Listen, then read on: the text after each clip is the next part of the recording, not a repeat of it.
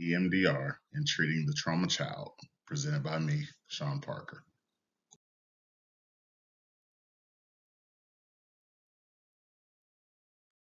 Eye movement and desensitization reprocessing, commonly referred to as EMDR, was developed in 1987 by Dr. Francine Shapiro.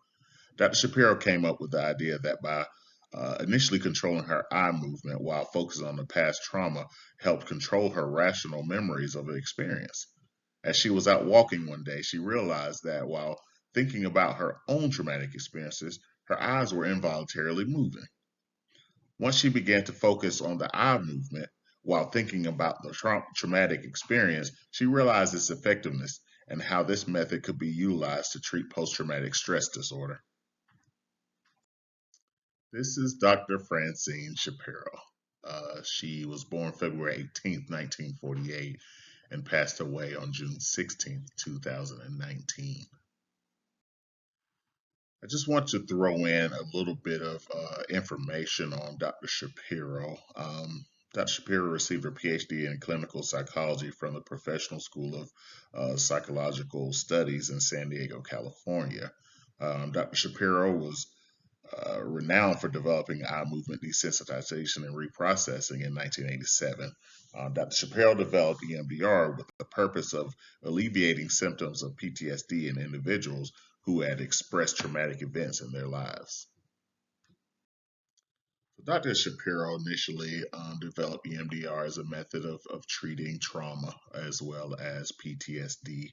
Um, Unlike some of the other methodologies, EMDR didn't require a lot of talking like many of the talk therapy does. EMDR actually has a concept that Shapiro and Forrest stated was it's called bottom up instead of top down. And this is the idea that um, the psychological level of processing that allows new association, insights, and emotions to occur instinctively. So you're actually working through the trauma in your head and not having to actually verbalize those things. Whereas on others, they want to talk through it, and through talking, you're establishing new thoughts and new ideas. And that's the top-down method. So the question's asked, what exactly is trauma? Um, Garland defines trauma as a kind of a wound. A wound is caused by an event that leaves these scars, an emotional scar or a marking. Um, Same as a physical wound. According to Shapiro and Forrest, the emotional wounds are caused by the trauma that one experiences. Trauma is subjective to the person that experiences it. The dictionary defines trauma as a deeply distressing or disturbing experience. Trauma is not just big events that happen like war and shootings and terrorist attacks and things like that, or other catastrophes. Trauma can also be somebody losing their job, or kid falling off their bicycle, or some type of accident, or even failing an exam. Trauma generally occurs early in life and later begins to cause emotional distress, psychological or even physical. Um, the reaction typically occur during a trigger, and it causes the individual to either relive or re-experience and experience those events. So little T's are what I described earlier as those things that may seem small to others but may cause trauma within the individual experiencing them.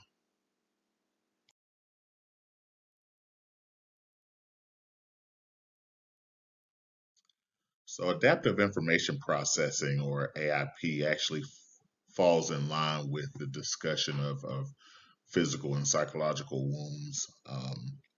It was also developed by Dr. Shapiro. AIP is the base of EMDR, and it's the belief that our brains function much like the rest of our bodies. So when it's experiencing some form of trauma, it is naturally inclined to heal itself. Shapiro felt that trauma is stored in our pathogenic memory and thus causing harmful outcomes. Um, and the term pathogenic actually describes this dysfunctional storage part of our memory. Um, Hopefully this video will help explain a little bit what I'm talking about coming up.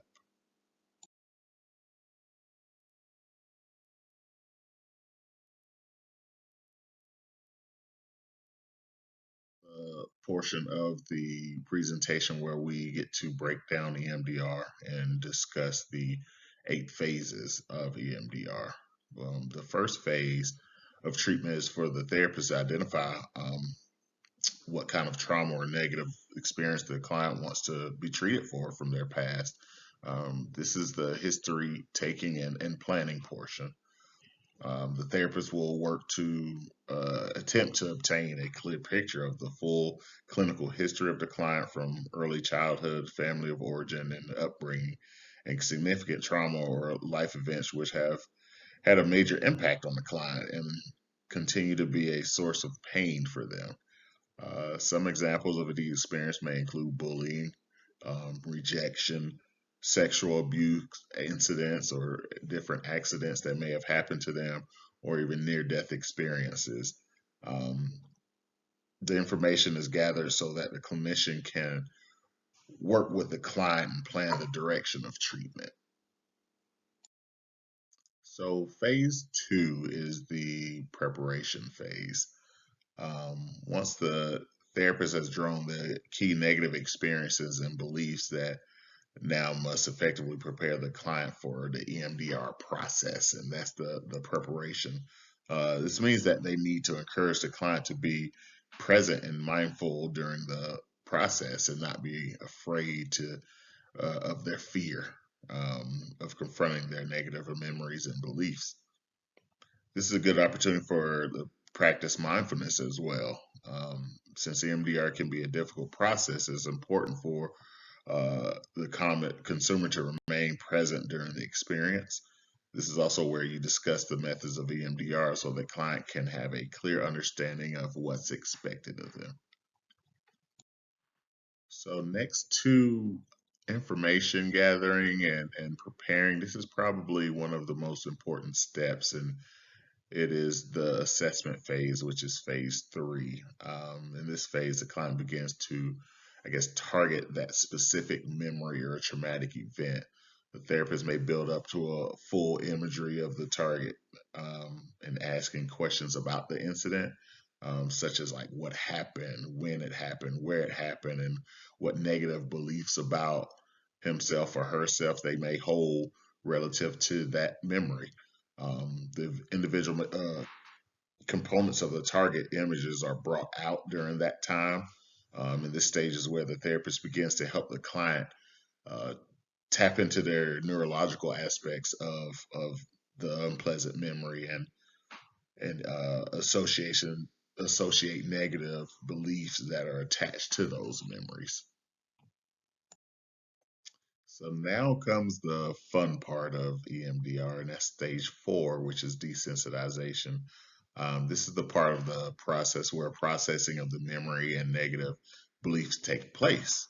The therapist will use some form of bilateral stimulation or BLS to stimulate the mind to process whatever trauma is currently being held in the conscious mind. This usually involves instructing the client to follow like hand movements or some type of tapping or something like that um, or whatever bilateral stimulation is needed, whether it's rhythms or tapping. The client will be encouraged to stay focused on whatever traumatic experience or event they're thinking about while also simultaneously focusing on the rhythm, the tapping, or finger moving with their eyes. Um, Following this, the therapist may then ask the client to rate the intensity of their feelings or their memory from 1 to 10. And if done correctly over time, the feelings or memories that they have, the ratings will decrease. as they continue to work through the treatment modality. Now we are moving on to phase 5, which is the installation phase. In this phase, the therapist will take steps to fully install the positive cognitions or beliefs of self into the client. This is where the client takes the replacement positive beliefs that came up when in the assessment phase, and they will use that to replace the negative thoughts or views of their self, which they previously held within their unprocessed memory.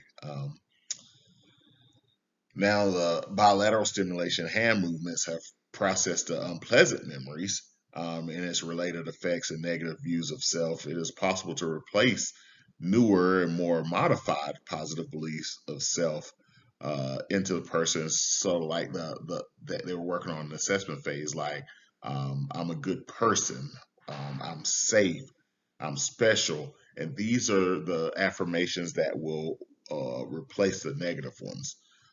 This is the culmination of the client fully letting go of that past trauma and making peace with the original unpleasant experience and all the negativity that was associated with it. I actually like the look of this slide. It reminds me of like a movie promo or something. But the next phase is phase 6, which is a body scan. In this phase, I guess we once again can use the mindfulness tactics. The therapist will actually encourage the client to attentively scan their body and notice any lasting psychological feelings that are still present in the body related to the negative memory of the incident. The therapist will then perform additional bilateral stimulation and hand movements or taps to ensure that any of these kind of lingering psychological feelings are fully processed and they fully work through those. The goal really is to make sure that the bite or the sting is taken out of the original trauma as far as the mental, emotional, and physical, with any physical manifestations of the unpleasant memory also fully being processed and removed. So phase 7 is the closure phase. It is arguably the most relevant and important of the sessions because it's about to end, and without the memory being fully processed, that could be a problem due to the often complex nature of the trauma and difference between individuals. There can be um, an immense range in the amount of time it takes to fully really process the memories to resolve them in EMDR. It may be that the therapist and the client approach the end of the session without being able to fully process a memory. In this case, they will follow a pre-planned series of exercises to return them to a calm place, a calm balance, so that even if the memory is not fully processed, they don't have to leave the session in a more troubled state in which than from where they came. They can then return to continue processing their memory in the following session. So to return to the sense of calmness, there typically is some form of imagery involved that the therapist will use with the client. And the goal is to have the client return to their normal everyday lives with a sense of peace and calmness, and only really have to deal with that trauma during their next therapy session and not outside of that. And lastly, we come to our final phase, which is phase 8, and that is the reevaluation. This often happens in the next session following the closure, following the successful closure, I'll say, um, and the memory has been processed and resolved. The therapist will check in with the client to make sure that all the negative effects and cognitions have been removed from the initial memory. Therapist and client will kind of make sure that all the negativity has been put in a different memory spot or removed from their memory altogether, and replaced with more positive ones. The therapist will make sure that the client regards the event itself in a more positive and or even neutral term, so that they can move on with their lives in a more impactful and positive way. Now we can watch a brief clip of EMDR and a summarization of it and how it works.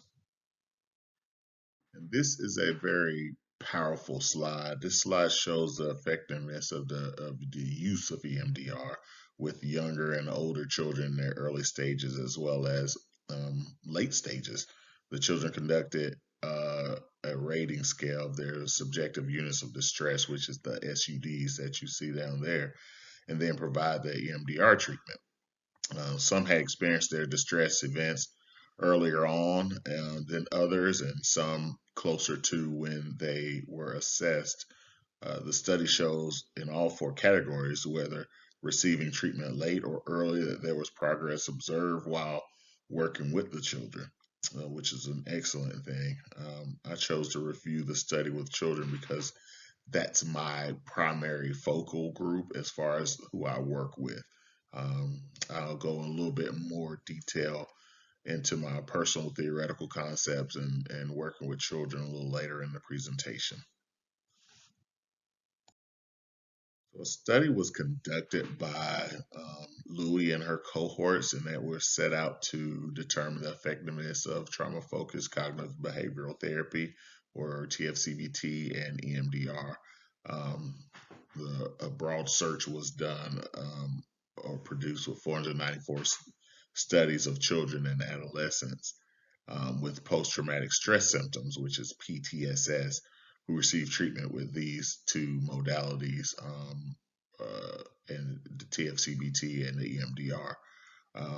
30 total studies were included in the meta-analysis, and the findings showed that the standardized difference, or the Cohen D, was marginal at negative 0.359, and it was statistically significant where the p-value was less than 0.05, which indicated that the TFCBT and the EMDR are effective in treating the children who experience PTSS. And the major findings show that TFCBT is marginally more effective than EMDR. Those with subclinical PTSS responded more favorably in treatment than those who had been diagnosed with PTSD.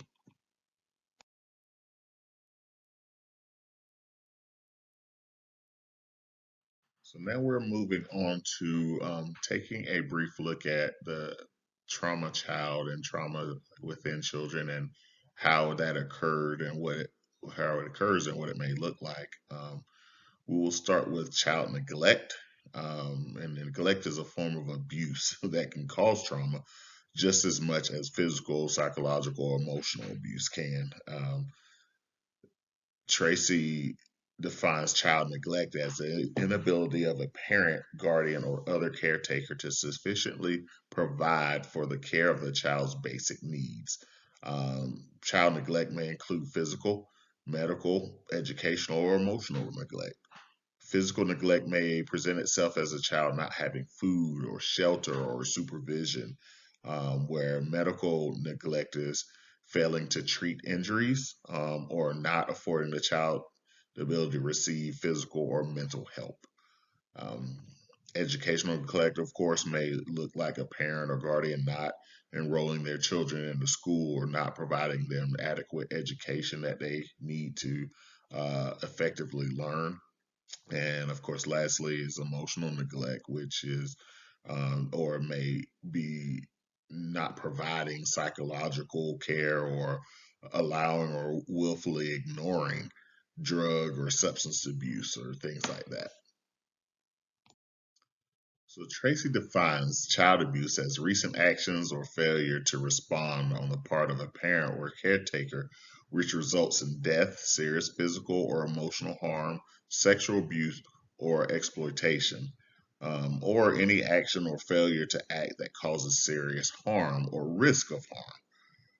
Many states actually may have their own definition of child abuse, and individuals should govern themselves accordingly to the laws of their state. So, just to continue explaining what child abuse may look like, there's four forms of child abuse. The first we will discuss is physical abuse, which is hitting, burning, biting, or any type of bodily harm that you may do to a child.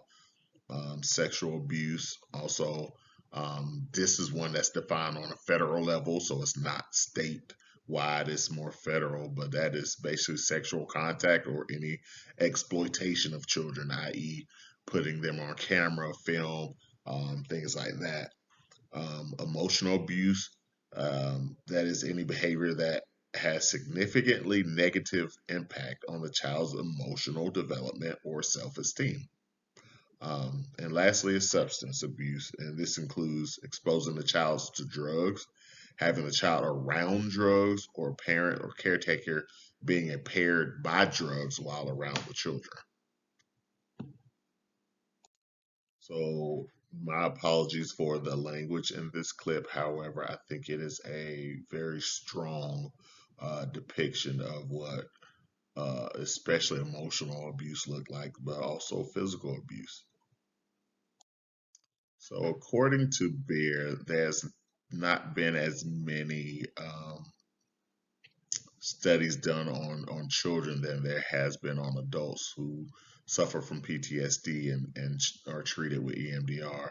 However, results in clinical practices of numerous EMDR therapists working in various countries has shown that EMDR is highly effective in treating children with PTSD.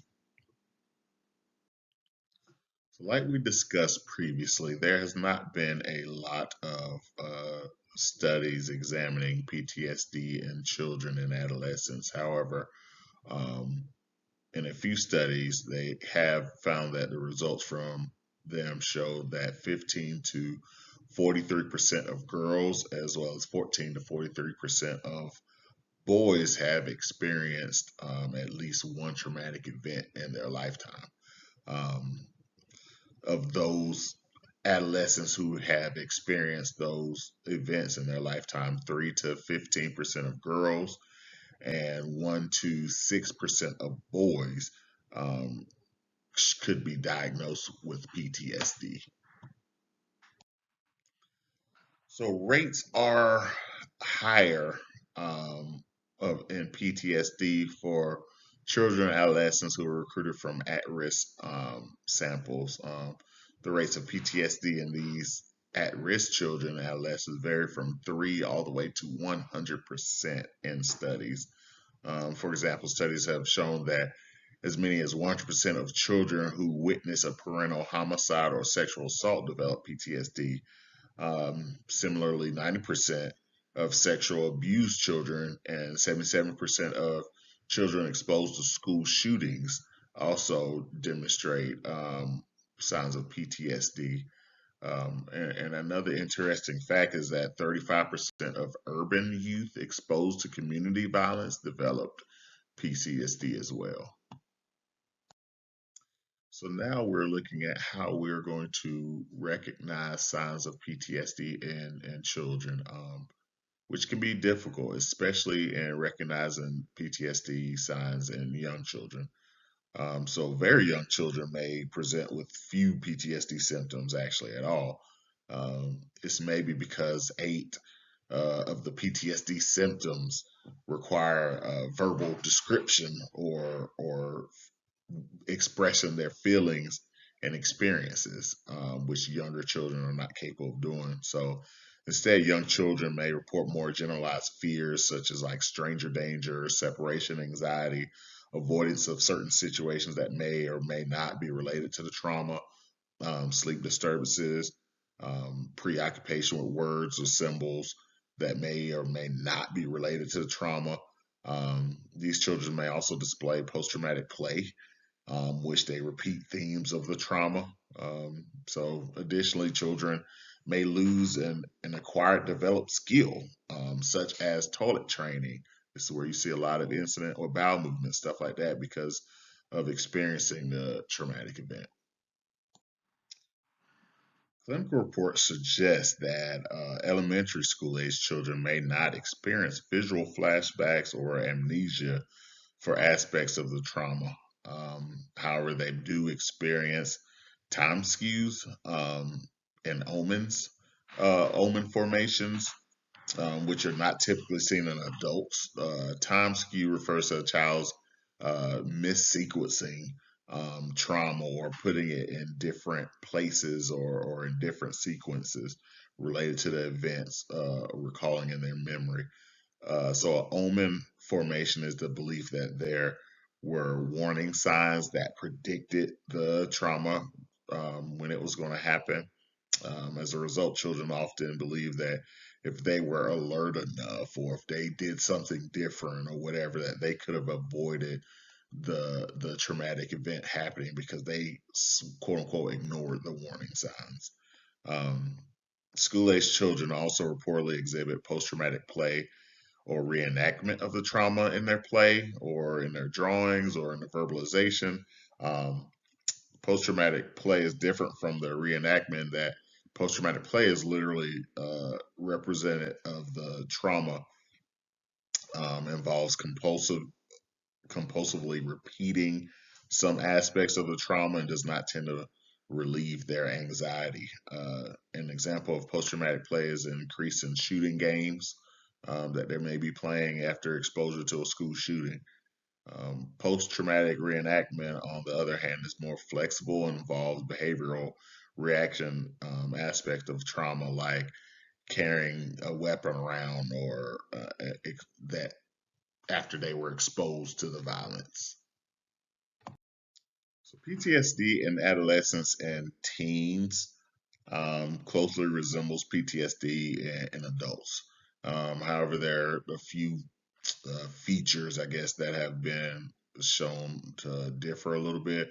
As discussed above, children may engage in traumatic play following a trauma, but adolescents are more likely to engage in traumatic reenactment, in which they incorporate aspects of the trauma into their daily lives. Um, I guess on top of that, adolescents are more likely than younger children or adults to exhibit impulse behaviors and or aggressive behaviors towards others. So, as mentioned before, there has not been a ton of control group studies on EMDR in children.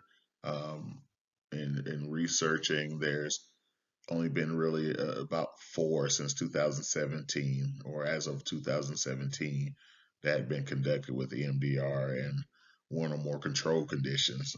Three used as waitlist control conditions for children and adolescents that were formally diagnosed with PTSD.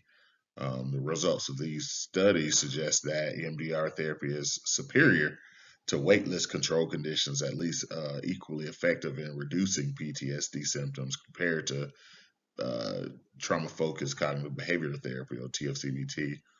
While one study found EMDR therapy to be more efficient, um, half of the studies lacked the follow up assessment, though. That was part of the problem with EMDR. Um, Therefore, while existing research shows promise, these methodological problems and the small number of studies on the effectiveness of EMDR regarding children with PTSD limit the confidence that can be placed in making a strong statement on them.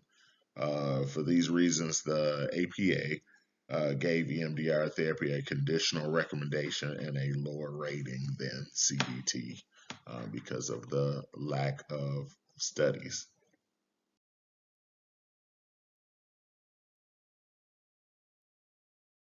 So now I want to provide a little, I guess, insight into my own theoretical beliefs and how I conduct myself in therapy.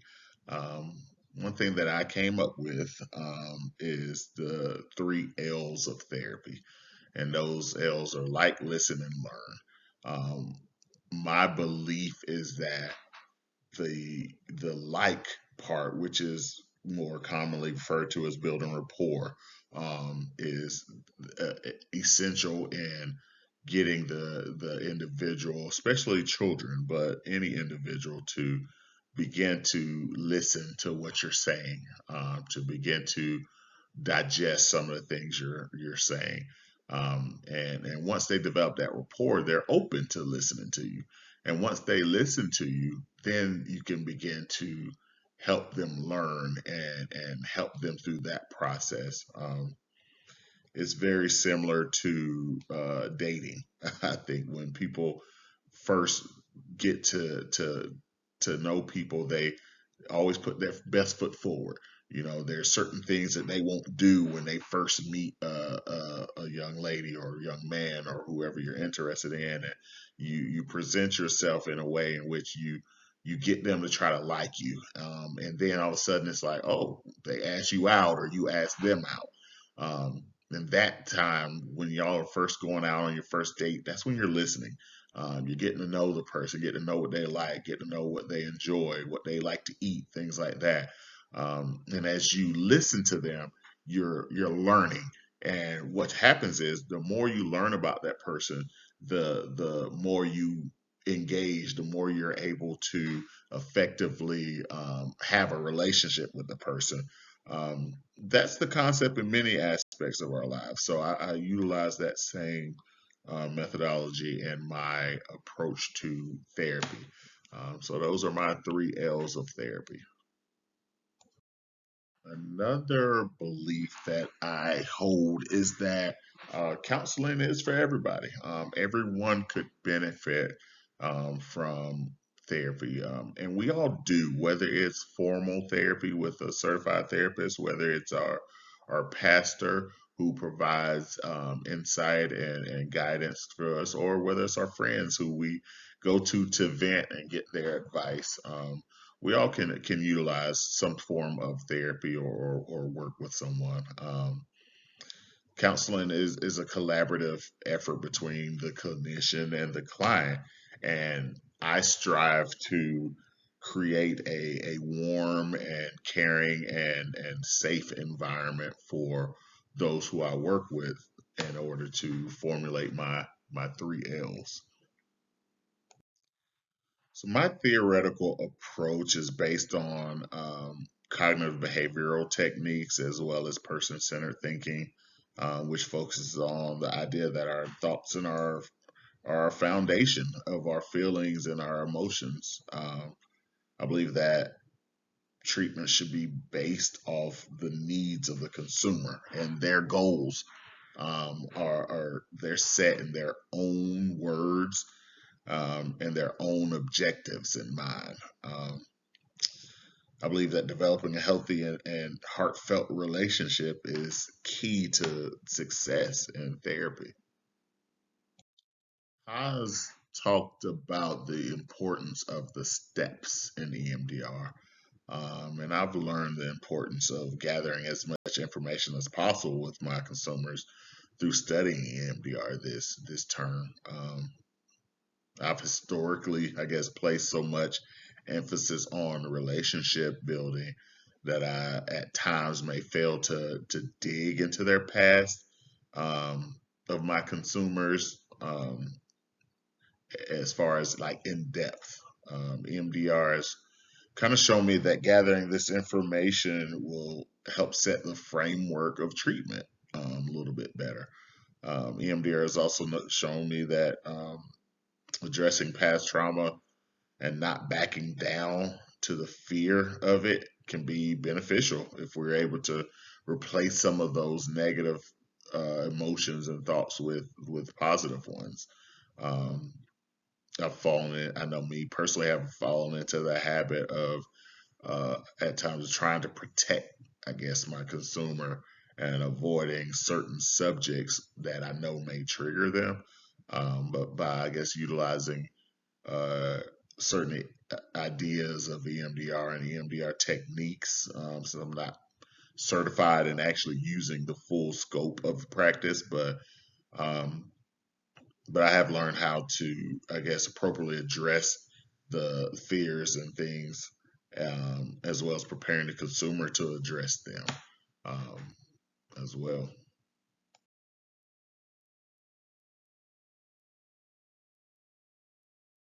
So, in regards to Christian worldview, in the journal, The Effect of Trauma on Religious Beliefs, it points out how, in instances of trauma, many people begin to immediately question God. They question God and ask questions like, "Where was He? How could He let this happen? I thought if I believed in God, we wouldn't experience certain things like this," and so forth and so on. So, many people pray that loved ones are found in natural disasters, and they're not. Um, that the situation will not actually come to their front porch, but it does, and feelings of guilt begins to creep in, and it's on their minds, that they start to blame themselves or ask God, like, why me? Why does this have to happen? So Leo and his team referred to the concept of individuals' religious beliefs changing following a traumatic event as shattered assumptions. The study showed that most people did not have a significant change in their beliefs in a positive or a negative way. Um, However, for those who did have changes, they showed significant changes, especially those that developed PTSD. These individuals had a significant drop in their negative perception of their spiritual beliefs.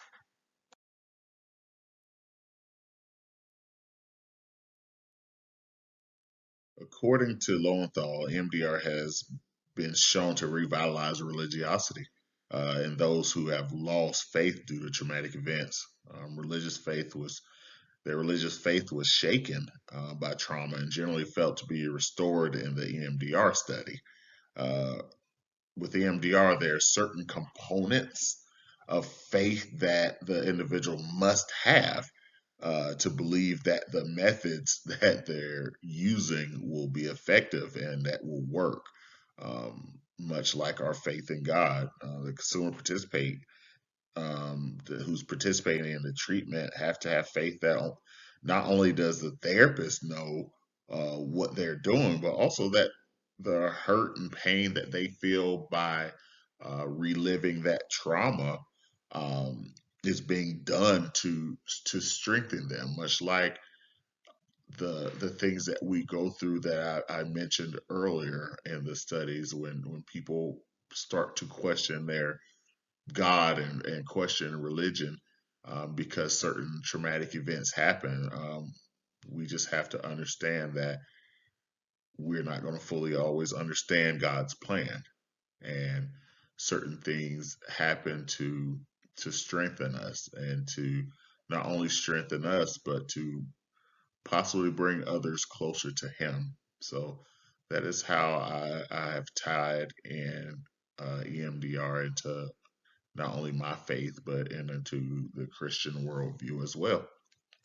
And the following is references. Thank you so much for your attentiveness and taking the time to read and listen to my presentation. And I hope you have a blessed and wonderful remainder of this term as well as uh, moving forward. Thank you. Be blessed.